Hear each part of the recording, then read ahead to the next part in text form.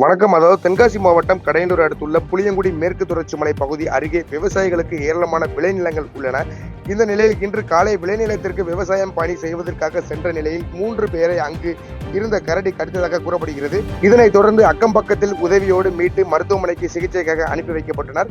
இந்த நிலையில் 3 பேர் மருத்துவமனை சிகிச்சை பெற்று வரும் நிலையில் தங்களுக்கு உரிய நடவடிக்கை எடுக்க வேண்டும் என்றும் மேற்கொண்டு வனவிலங்குகள் விளைநிலத்திற்குள் புகுந்து விடாமல் தடுப்பதற்கு உரிய நடவடிக்கை அரசு விரைந்து எடுக்க வேண்டும் என்பதையும் வலியுறுத்தி புளியங்குடி பனிமலை அருகே உள்ள கொல்லம் திருமங்கலம் தேசிய நெடுஞ்சாலை பகுதியில் பொதுமக்கள் சாலை மறியலில் ஈடுபட்டு வருகின்றனர்.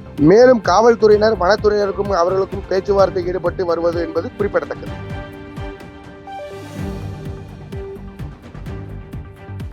செய்திகளை உடனுக்குடன் தெரிந்து கொள்ள கீழ்கண்ட கேபிள் மற்றும் டிடிஎச் நெட்வொர்க்குகளில் எம்நாடு செய்தி தொலைக்காட்சியை காணுங்கள்.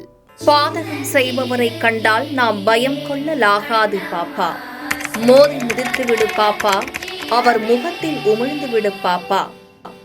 அண்மை செய்திகளை உடனுக்குடன் தெரிந்து கொள்ள இணைந்திருங்கள் எம்நாடு தொலைக்காட்சியுடன்.